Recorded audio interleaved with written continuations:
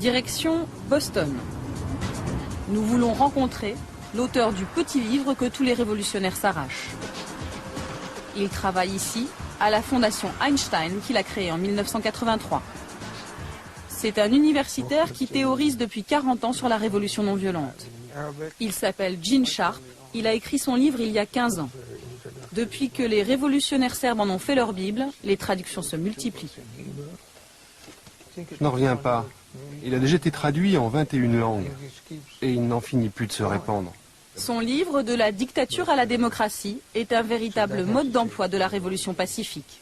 Avec des recettes simples comme « Comment fraterniser avec la police, pilier de toutes les dictatures ».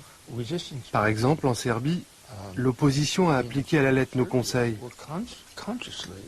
Et ils ont procédé par étapes pour neutraliser l'armée et la police, pour que le jour de la révolution, la répression soit moins brutale. 2 ans avant la chute de Milosevic, des garçons et des filles de 14 ans envoyaient des colis avec de la nourriture aux policiers pour affaiblir leur morale et leur soumission à Milosevic. Plus tard, les leaders de la révolution ont contacté des officiers supérieurs du régime pour négocier, pour que le jour J, les cordons de police se brisent et laissent passer les manifestants. Et c'est ce qui s'est passé.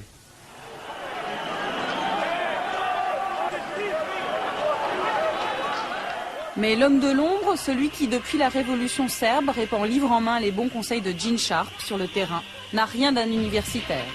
C'est un ancien militaire que nous cherchons à joindre depuis 4 mois. Il s'appelle Bob Elvie, parle rarement aux journalistes, mais nous a promis d'être là aujourd'hui. Vous travaillez avec Robert Elvie, non? Oui. Il est là? Oui, il est là. Regardez, c'est lui, Bob Elvie.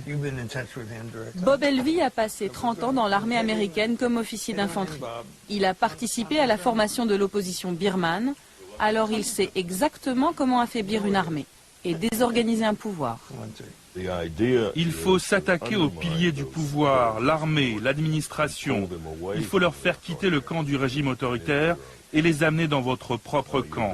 Il ne s'agit pas de les détruire, mais de les retourner, de leur faire comprendre qu'il y a une place pour eux demain dans un gouvernement démocratique.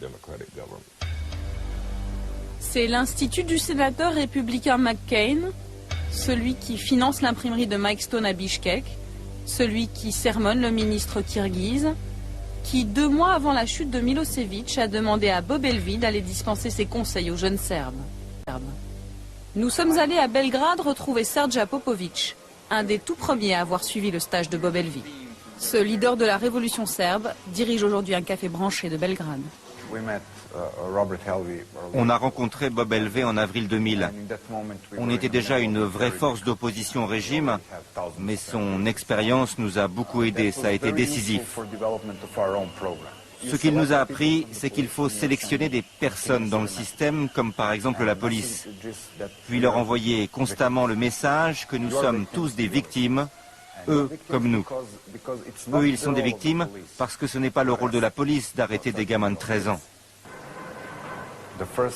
L'une des premières choses qu'on a appris, c'est d'être visible le plus possible.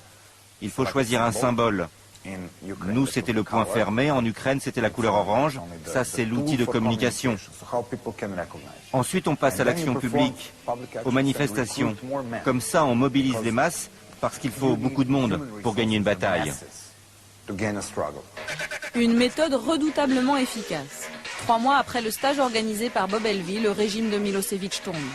Depuis, les Serbes sont devenus les VRP de la méthode Elvie. Ils exportent leur savoir-faire partout où on rêve de révolution. Ce sont eux qui ont aidé les Géorgiens à chasser Edouard Shevardnadze du pouvoir. Ce sont eux qui ont aidé à préparer la révolution orange.